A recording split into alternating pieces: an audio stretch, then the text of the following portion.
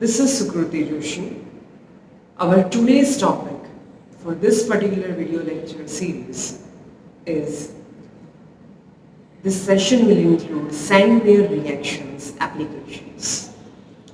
So what we will have here is how the actual role or how the sand-meyer reaction plays an important role in formation of aryl halides.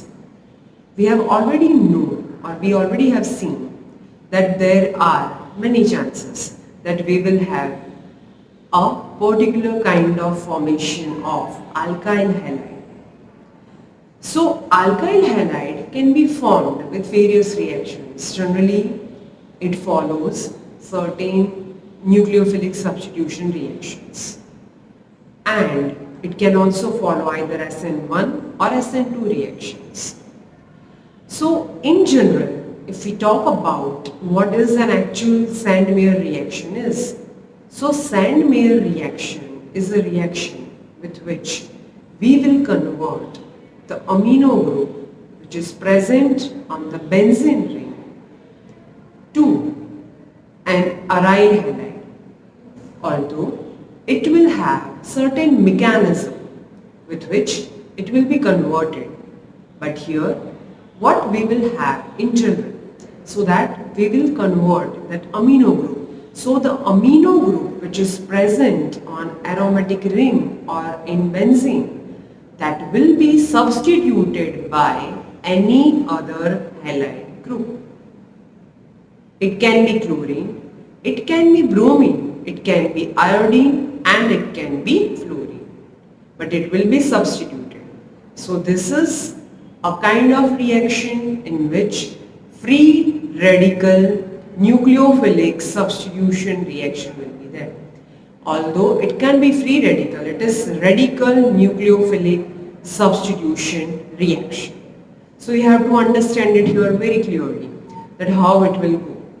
So the first one is formation of nitrazonium ion. This is very important one. So the formation of nitrazonium ion.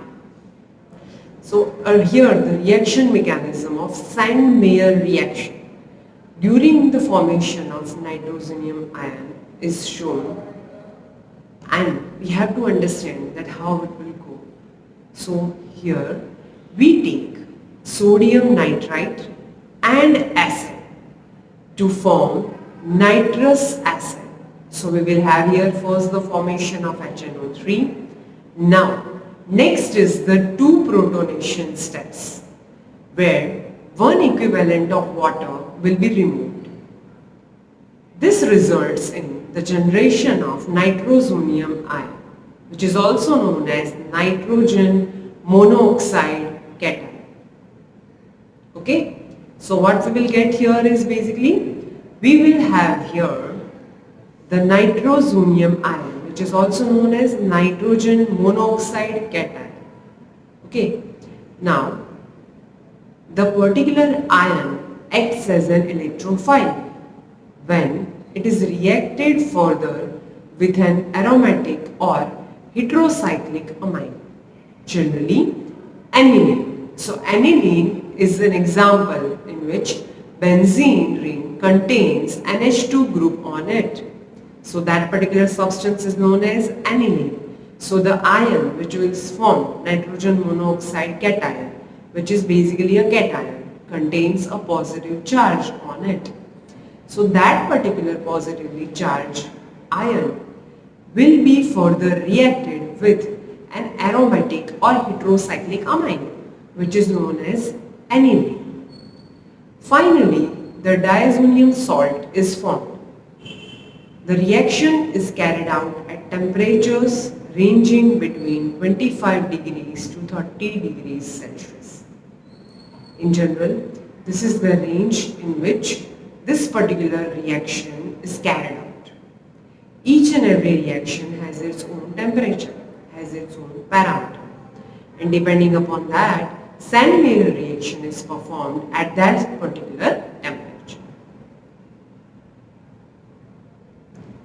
Now let's see this particular mechanism in detail, step by step. So we will have here total 4 steps. The first step is protonation. So protonation takes place twice, during which sodium nitride reacts with hydrogen halide to form nitrosonium and halide ions. Now what will happen here? Okay, so we have sodium nitride. So as you can see in the image, we have NaO double bonded with NO. So one side Na contains positive charge, while other side this oxygen contains one extra pair of electron and a negatively charged ion on it. Now this particular sodium nitride will be reacted with hydrogen halide. Okay, as you can see in the image, when we react it with two parts of HX, X can be Cl, Br, I and F.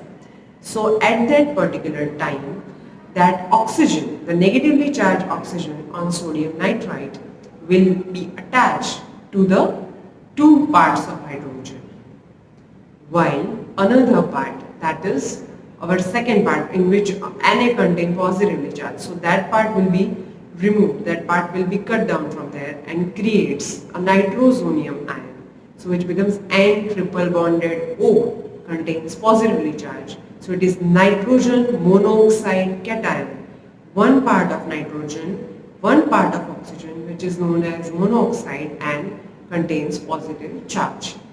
So the X will be removed because HX will be broken down into two parts of hydrogen and two parts of halogen.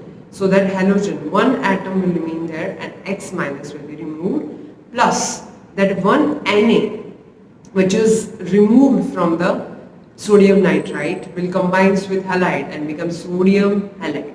So it becomes NaX plus H2O will be removed, right? So totally how it can be done? That sodium nitride is it can be divided into two parts, as you can see here.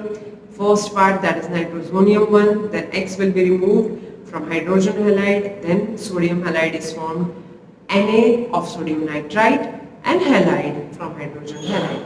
So both of them combines with each other form sodium halide plus H2O will be removed, right? So in this manner the nitrosonium ion is formed. Now in step 2, conversion of amine into diazonium salt by the electrophilic nitrosonium ion, it occurs. So how it will be done? So when nitrosonium ion, as you can see in the image, will be reacted with aniline. So at that time aniline contains NH2. So N contains one extra pair of electron on it, right? So what will happen here? The 2H, that particular two hydrogen atoms will be detached from the nitrogen atom. So that H2 will be removed, NO plus will be converted or will be divided into two parts. One will be N, another one will be O. So that O will combine with two parts of hydrogen, forms H2O, and another nitrogen will combine with the aniline parts nitrogen and becomes benzene diazonium salt or benzene diazonium basically, and it contains positive charge, as you can see it in the image, right? Now in step number 3, now this is again our very important step. So a single electron transfer from copper to the diazonium and from halide to copper halide ion to form a neutral diazo radical and copper halide occurs here. So as you can see in the image, copper halide CuX combines with our benzene diazonium, plus from step number 1, a one halogen atom comes into picture and it forms diazo radical, and Cu combines with another halogen and copper to halide comes into picture, right? So it creates diazo radical.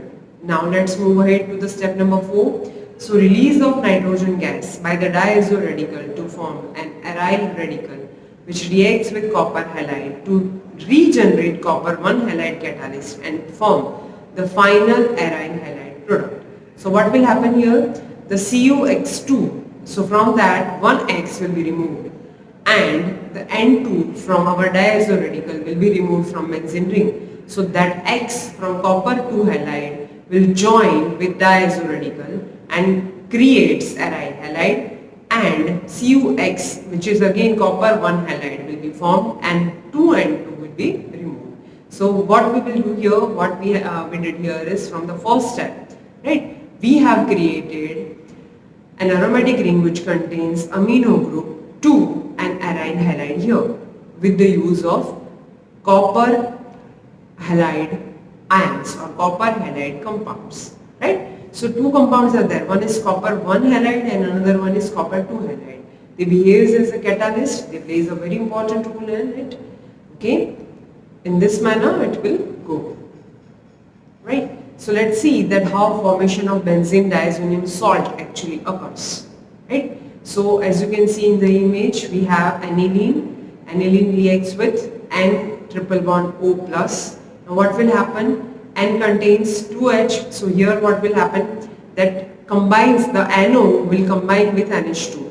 So it combines with it. At that time H2O will be there. That H2O will be formed. How? So 2H from aniline and 1 O from our NO plus. So that will be there. And they both combine and forms H2O. Now what will happen?